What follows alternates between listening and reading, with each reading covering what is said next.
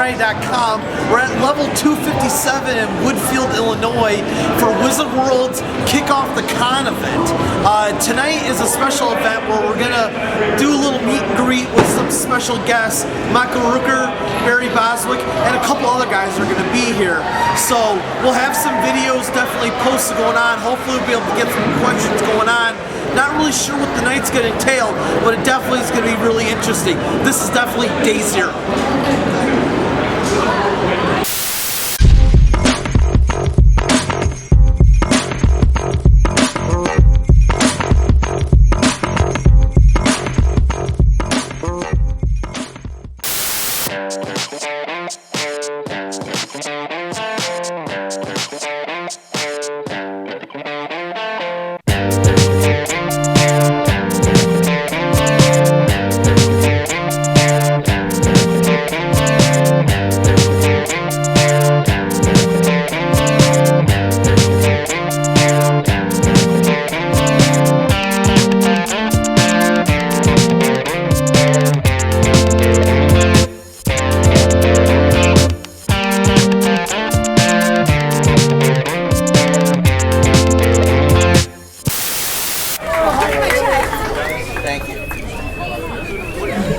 Ladies and gentlemen, we're actually going to spend a few moments and do a little bit of a Q&A with our guests once some of the pictures and selfies are done. We have my co-worker Billy is roaming the crowd right now. He's got a kind of a flannel shirt and an orange shirt underneath that. He's got a microphone. He's been waving it in the air. If you have a question for any of our guests, find Billy and we'll bring the microphone to you and you can ask your questions as well. Michael, you just got here. You've been on the road for a while. You were telling us a very funny story about Dublin officers. All my stories are funny. And that was it. No, you were telling us about Dublin police officers, and they reminded you of something. Amazing individuals. They remind me of amazing. I've never seen so many beautiful white people. Ireland is filled with white people, man. And I'm telling you, it's amazing. I mean, whiter than you. Look, see how white that is? It's pretty bad. But gorgeous. And there's a lot of clouds. It rained every day. In the evenings, it got nice and cool. And so I said to myself, I said, you know what? This is like my kind of weather. That's that Call of Duty hat. Yeah. Right. You know, I've always considered myself a pub guy. You know, I'm not really a sun-worshipping kind of California guy. I'm more of a pub guy, and that's what I like. And then when I got there, it was beautiful. Cloudy, rainy, a little bit cold. I loved it. Yeah, and you won't get that story from me. I know what you're fishing for. It was a really good story, trust me. Of course, over the course of Wizard World Comic-Con Chicago, we have Bruce Campbell's Horror Film Festival. That looks to be outstanding. Barry, you're actually going to be in one of the features that we're spotlighting. Can you tell us more about Tales of Halloween? I'm in a movie called Tales of Halloween. Thank you. This is what we're getting tonight. Maybe a little bit more about the movie. Well, it's an anthology movie, 10 short films that are all sort of come together one night in a suburb of Los Angeles, and it's all taking place on Halloween night, and I play the devil, and I couldn't be happier. How does one research the role as devil? You remember your first marriage. I don't think we're going to follow up on that. We won't say anything.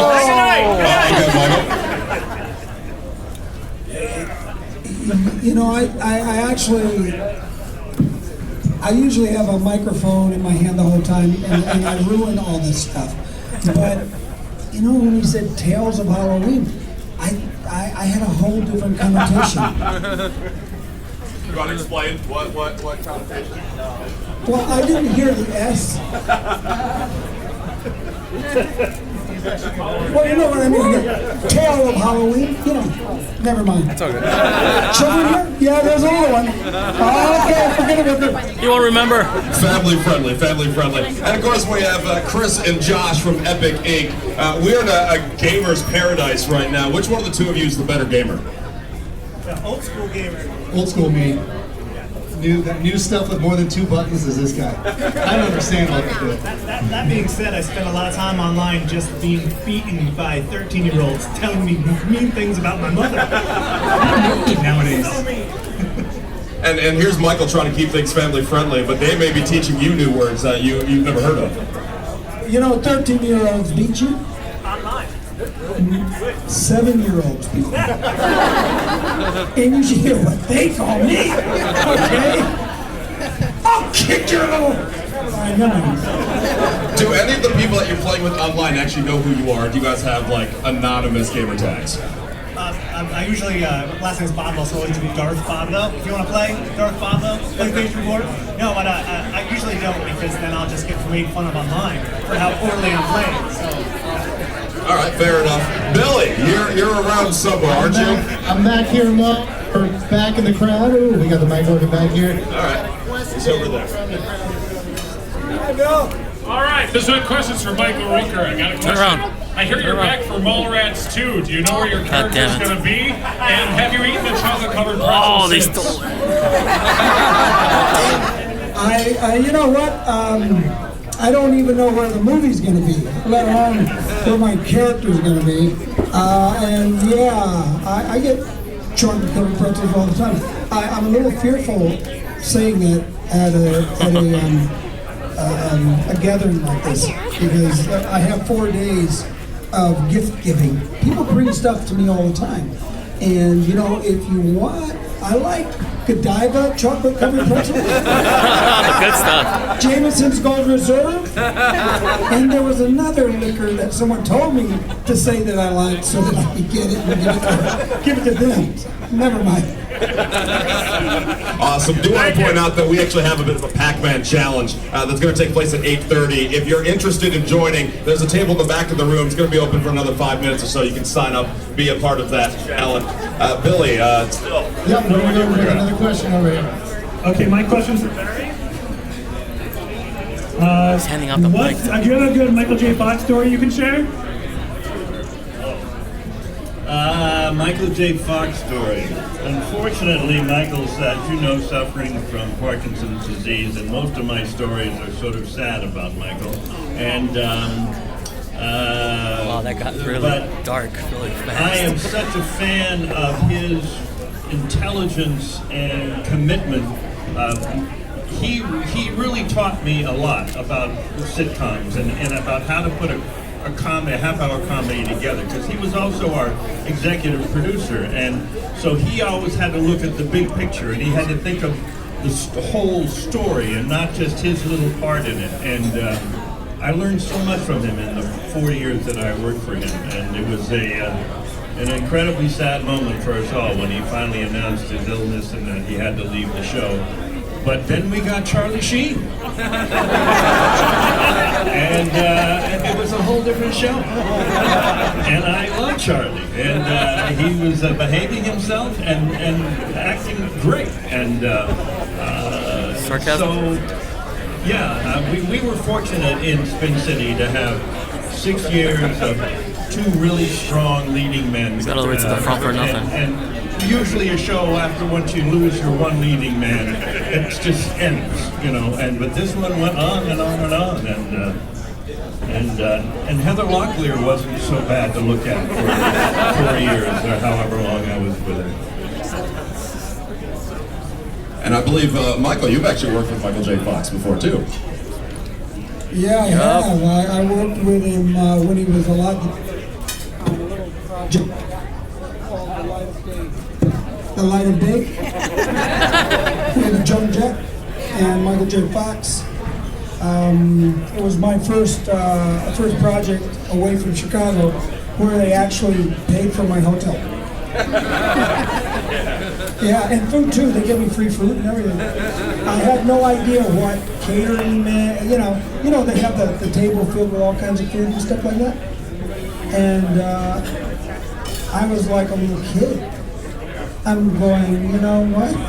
I don't have to pay for these Kit Kats.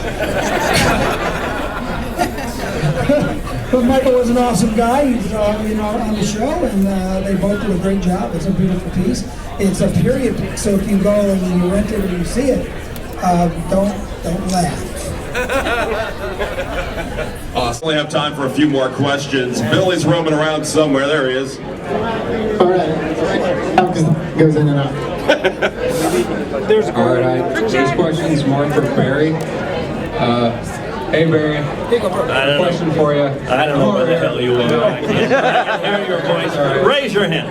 You're over there. Okay, good. Yeah. What was it like filming FDR American Badass? Did you see it? I did.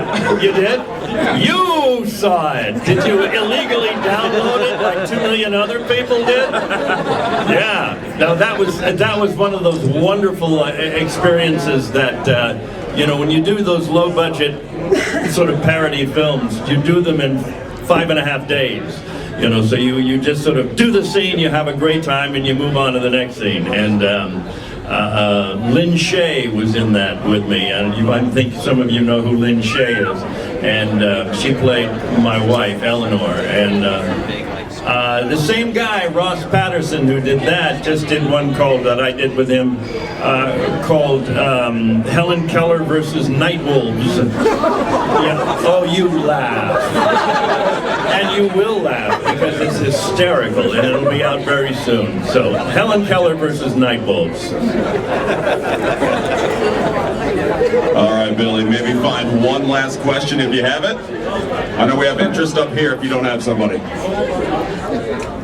Or if we just can't hear you. There's a way back there. I'm the only one who can see. It's because you're tall. Favorite leading lady? Favorite leading lady? Favorite leading lady? Yeah. Oh, that's tough. Favorite leading lady. Well, she played Mrs. Washington in George Washington, a miniseries I did 10 years ago. I mean, it was a 10-hour miniseries. And did anybody see that? No, you're all just ignorant. You're ignorant and unhistorical. You know nothing about American history.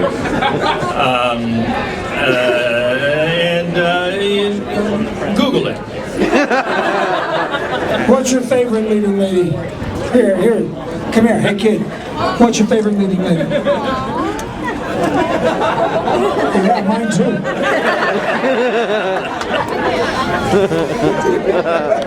Go ahead, we got one more. Go ahead, sir. What is it? This guy has a question for you. Yeah, Oh, you got it. hey, so Yondu coming back for Guardians 2? Any information on that? Yeah, go ahead.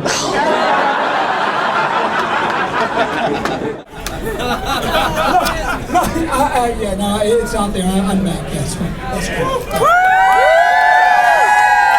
On that note, you guys can visit any of these guys all weekend long at Wizard World Comic Con Chicago. Let's hear it for Michael Rooker. Thank you guys for your time. Appreciate that. And now I'm going to try to convince Michael to play some Pac-Man. All right.